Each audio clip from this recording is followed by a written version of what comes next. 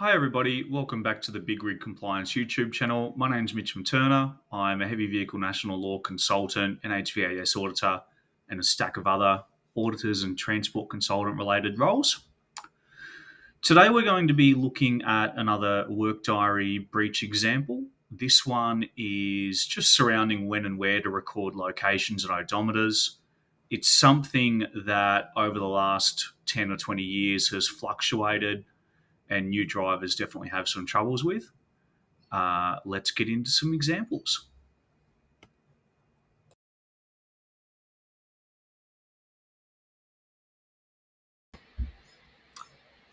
Firstly, we're going to start with the heavy vehicle national law. I know it says Queensland, but this has been adopted by all of the different states and territories, well, apart from WA.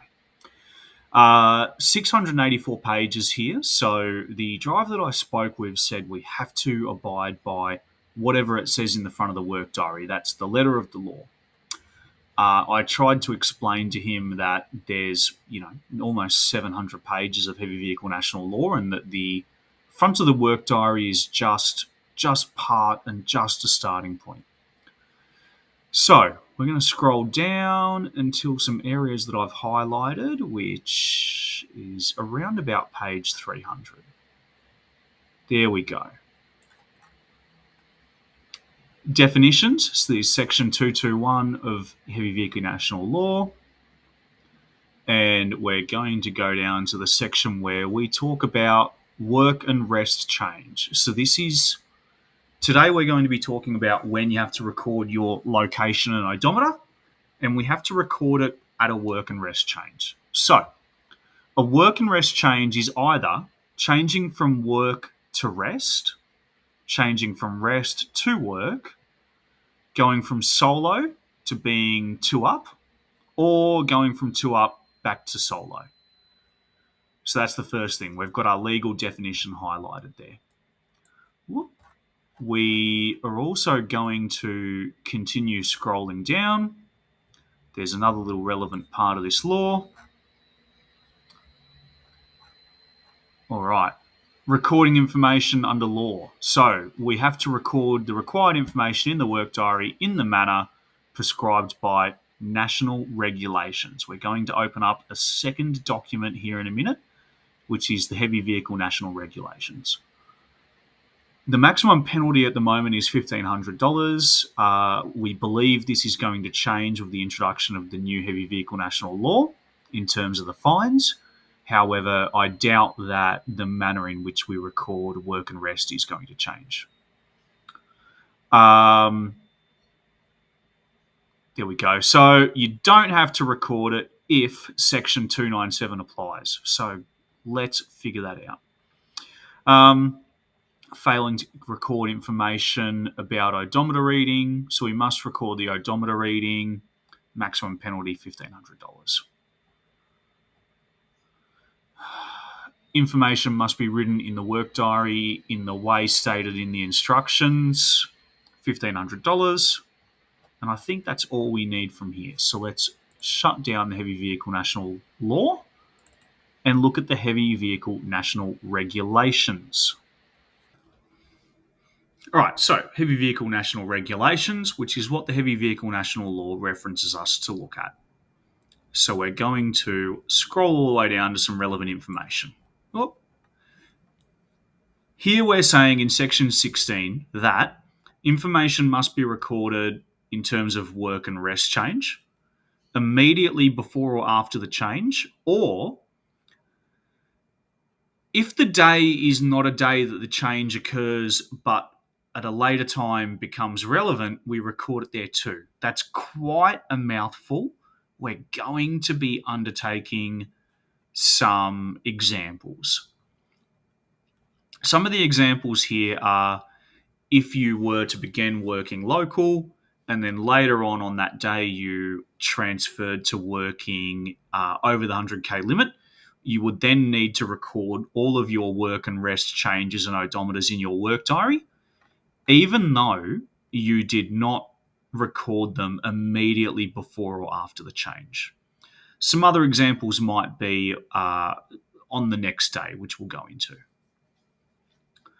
In relation to the work and rest change, we must record whether it's a change between work and rest or solo to up, that's easy, the time of the change, the place of the change, and the odometer reading at the time of work rest change.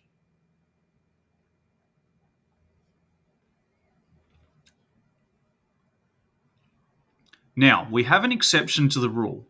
We do not need to comply, aka we do not need to do these activities if the start and end of the rest are on the same day and the place and odometer readings have not changed since the driver recorded them at the start of the rest time.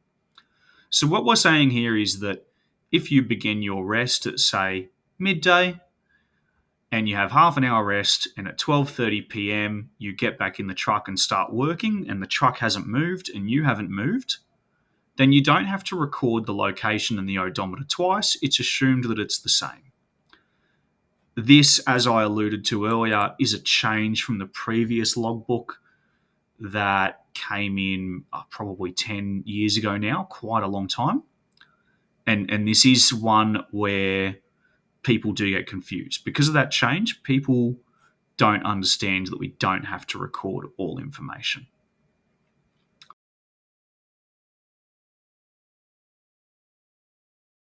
Okay, this is our example. Now, you'll see I'm using the supplementary work diary. This is very close to the exact example of the situation that I encountered in the audit. We are not using driver names or anything identifiable, just because obviously this is publicly visible. And we've left a lot of the details out, like signatures and signs total work. It's not relevant to this example. We're just really looking at the locations and odometers and the work and rest. So, slide number 2. We can see that we start at 9 a.m. at the depot. We are 11 a.m. at the load location. And at 4 p.m., we're back at the depot. We can see, let's have a look now at, we're going to flip it sideways and we're going to work with this because it's a little bit easier to look at. I've highlighted in yellow here all of the other changes between work and rest. So this guy's operating solo. And remember, a change between work and rest is defined as, at the depot example, we're changing from rest to work.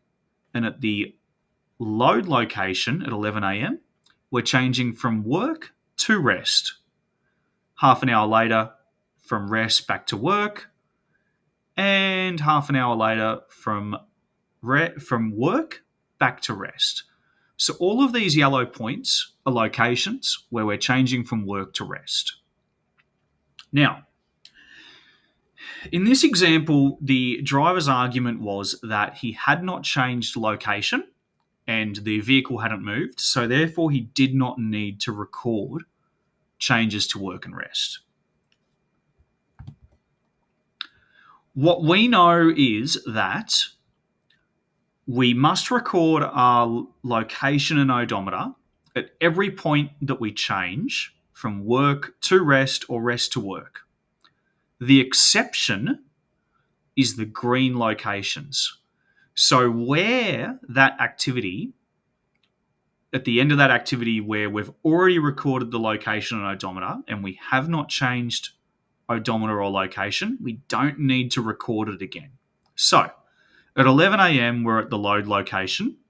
We have half an hour's rest. We've already recorded our odometer and our location. We do not need to record where we are at 11:30 because if I scoot out of this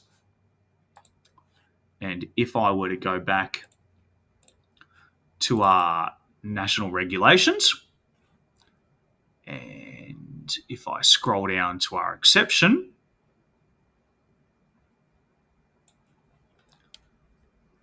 the start and end of the rest time, rest only, see, not work. The start and end of the rest time are on the same day. When we look at our example, the start and end of the rest time, which is 11 to 11:30 a.m., is on the same calendar day. The second thing that we need to satisfy is the place in the odometer reading has not changed since the driver recorded them at the start of the rest.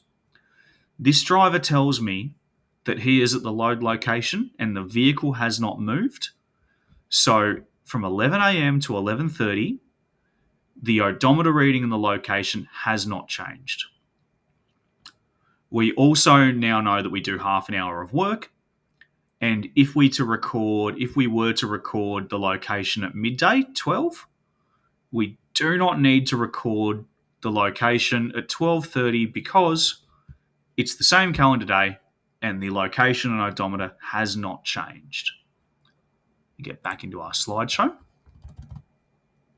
So the green examples are places, the green line is where we do not have to record our time and location.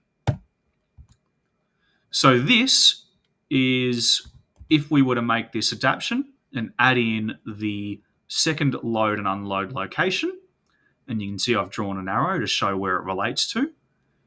This would then become a compliant logbook. However, without the second load location, this logbook had an error.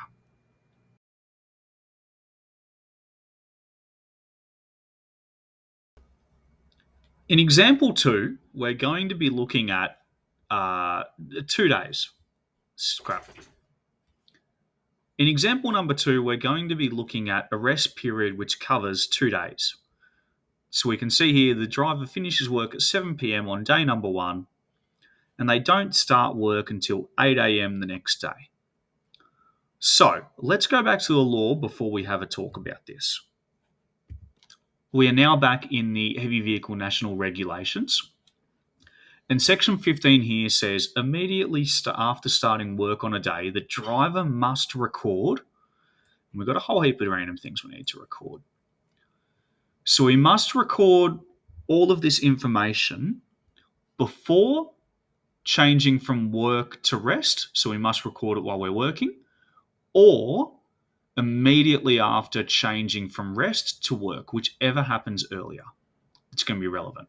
And of course, as we've already looked at, the information that we have to record includes time, location, and odometer. This is the information that we're specifically talking about. Now, heading back to our example, we have our location and odometer at 5 p.m. at the depot, and we know that we're back at 11 a.m. at the depot.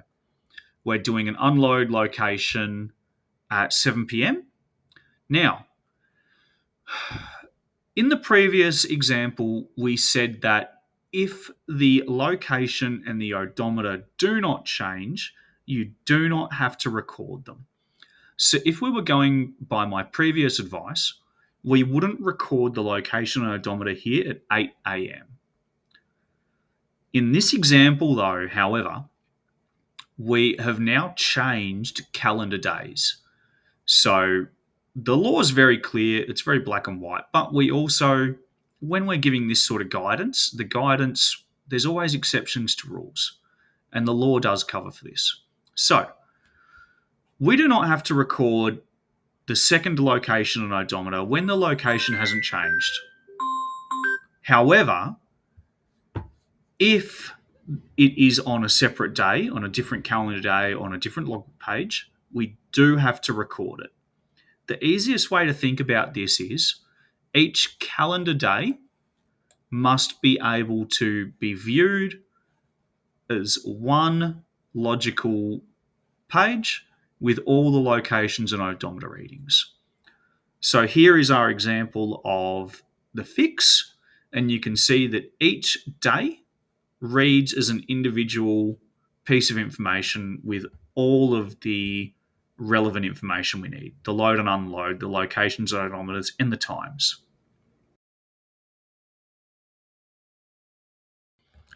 Now we're looking at our final example. I'll let you go soon, and then hopefully you'll be an expert on where to record your time and day and locations. So the third example shows us a period where we are working straight through the change between days at midnight, the change between calendar days.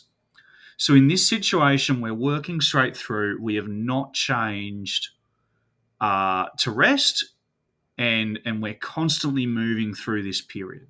Now, some people will take this 1, 2, 3, 4 depot and record it at midnight as well. And this creates a situation where we're saying at midnight we are at a depot and stationary when we're actually driving and the odometer's changed.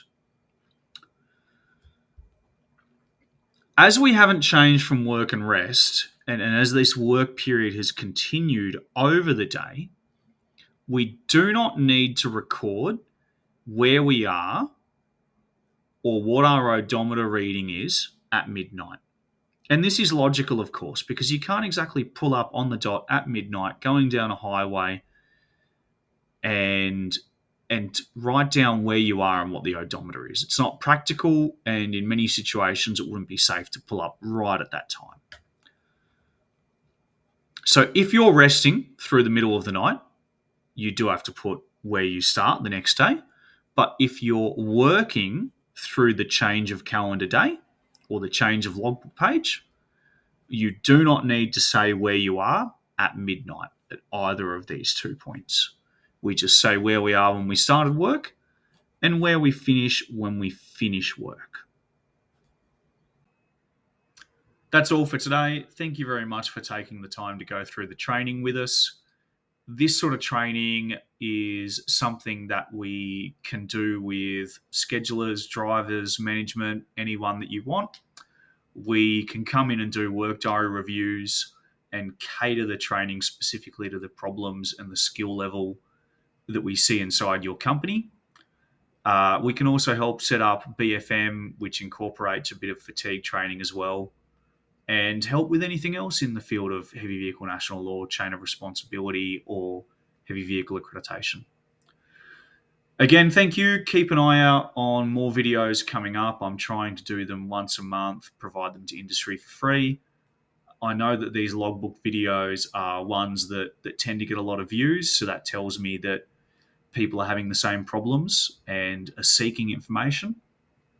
If there's any particular problems that you're having with logbook or anything else that you'd like to see a video on, please reach out and we'll do a video on it if I can. Thank you very much. Talk to you next month.